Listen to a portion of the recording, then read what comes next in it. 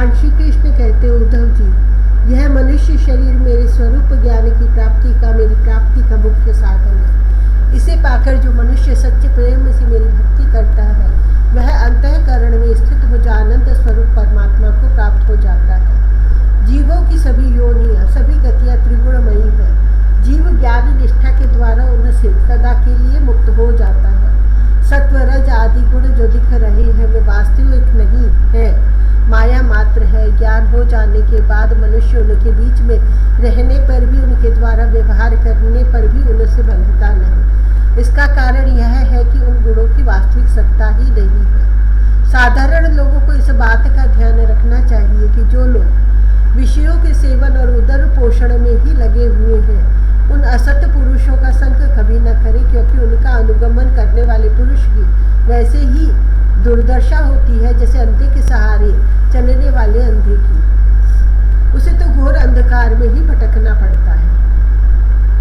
उद्धव जी, पहले तो परम यशस्वी सम्राट इलानंदन पुरुरवा उर्वशी के विरह से अत्यंत बेसुध हो गया था। पीछे शोक हट जाने पर उसे बड़ा वैराग्य हुआ और तब उसने यह गाथा गाई। राजा पुरुरवा नग्न होकर पागल की भांति अपने को छोड़कर भागती हुई उर्वशी के पीछे अत्यंत विवल होकर दौड़ने लगा और कहने लगा, देवी निष्ठुर हृदय, थोड़ी देर ठहर जा, भाग मत। उर्वशी ने उनका चित्त आकृष्ट कर लिया था। उन्हें तृप्ति नहीं हुई थी।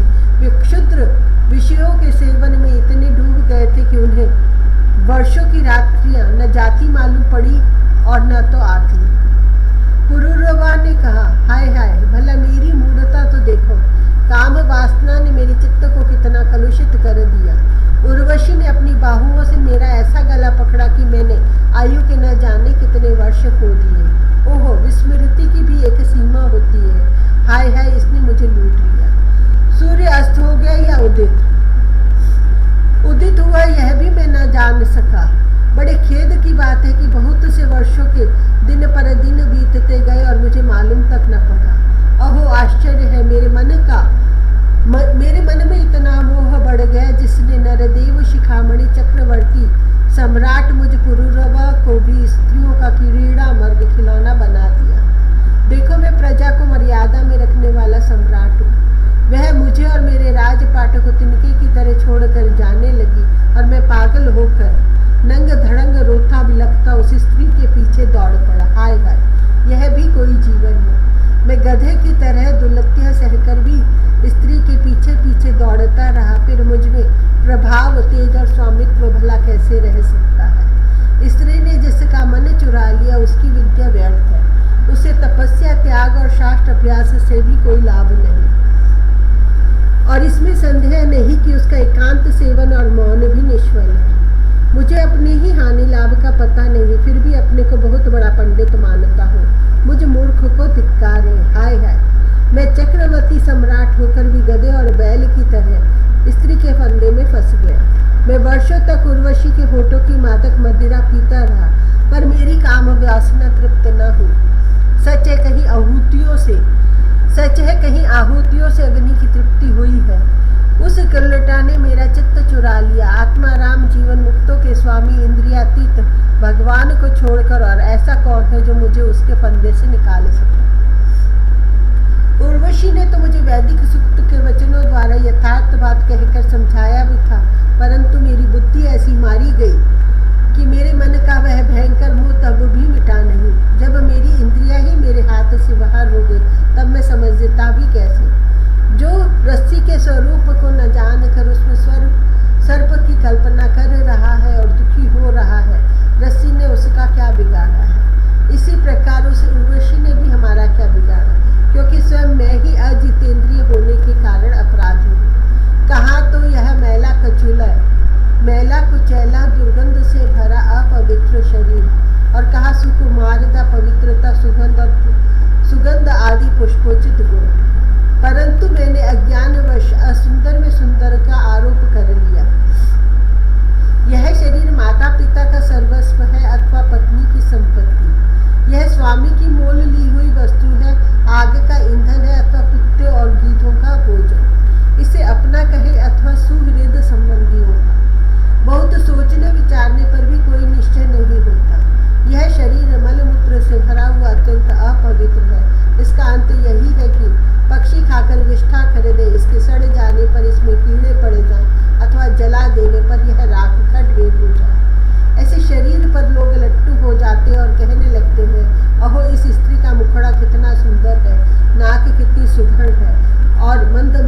मुस्कान कितनी मनोहर है। यह शरीर त्वचा, मांस, रुधिर, स्नायु, मेदा, मज्जा और हड्डियों का ढेर तथा मलमूत्र और पीप से भरा हुआ है।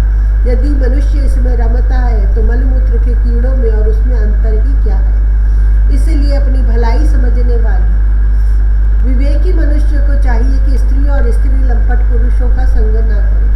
विषय और इंद्रियों के संयोग से ही मन में विकार होता है, अन्यथा विकार का कोई अवसर ही नहीं है। जो वस्तु कभी देखी या सुनी नहीं गई है उसके लिए मन में विकार नहीं होता। जो लोग विषयों के साथ इंद्रियों का संयोग नहीं होने देते उनका मन अपने आप निश्चल होकर शांत हो जाता है।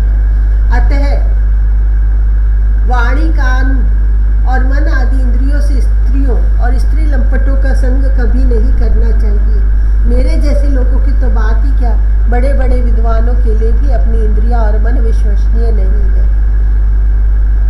भगवान श्री कृष्ण कहते, उद्धव जी, राजराजेश्वर पुरुरवा के मन में जब इस तरह के उद्गार उठने लगे तब उसने उर्वशी लोक का परित्याग कर दिया।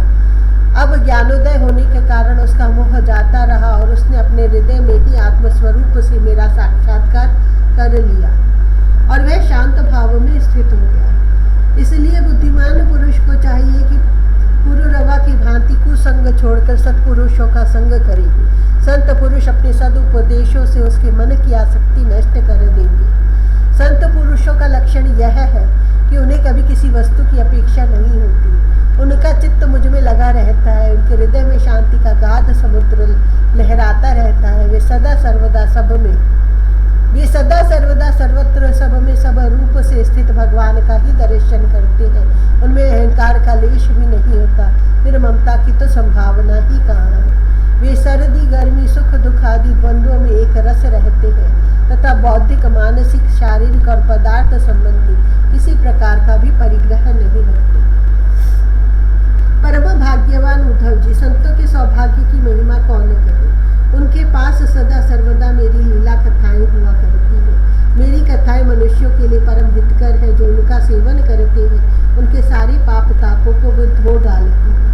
जो लोग आदर और श्रद्धा से मेरी लीला कथाओं का श्रवण, गान और अनुमोदन करते हैं वे मेरे परायण हो जाते हैं और मेरी अनन्य प्रेममयी भक्ति प्राप्त कर लेते हैं। उद्धव जी, मैं अनंत अचिंत्य कल्याणमय गणों का आश्रय हूँ। मेरा स्वरूप है केवल आनंद।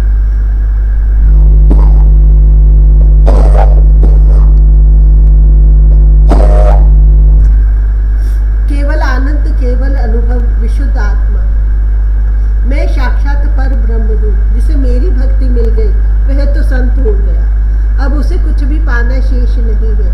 उनकी तो बात ही क्या, जिसने उन संत पुरुषों की शरण ग्रहण कर ली उसकी भी कर्म जडता, संसार भय और अज्ञान आदि सर्वथा निवृत्त हो जाते हैं। भला जिसने अग्नि भगवान का आश्रय ले लिया उसे शीत, भय अथवा अंधकार का दुख हो सकता है। जो इस घोर संसार सागर में डूब उतरा रहे हैं उनके लिए ब्रह्मवेत्ता और शांत संत ही एकमात्र आश्रय है। जैसे जल में डूब रहे लोगों के लिए दृढ़ नौका, जैसे अन्न से प्राणियों के प्राण की रक्षा होती है, जैसे मैं ही दीन दुखियों का परम रक्षक हूँ, जैसे मनुष्य के लिए परलोक में धर्म ही एकमात्र पूंजी है, वैसे ही जो लोग संसार से भयभीत हैं उनके लिए संत जन ही परम आश्रय है। जैसे सूर्य आकाश में उदय होकर लोगों को जगत अथवा अपने को देखने के लिए नेत्र दान करता है, वैसे ही संत पुरुष अपने को तथा भगवान को देखने के लिए अंतर्दृष्टि देते हैं। संत अनुग्रहशील देवता है। संत अपने हितैषी सुहृद है। संत अपने प्रियतम आत्मा है। और अधिक क्या कहूँ, स्वयं मैं ही संत के रूप में विद्यमान हूँ। प्रिय उद्धव, आत्म साक्षात्कार होते ही इलानंद पुरुरवा को उर्वशी के लोक की स्पृहा नहीं रही। उसकी सारी आसक्तियां मिट गई और वह आत्माराम होकर स्वच्छंद रूप से इस पृथ्वी पर विचरण करने लगा।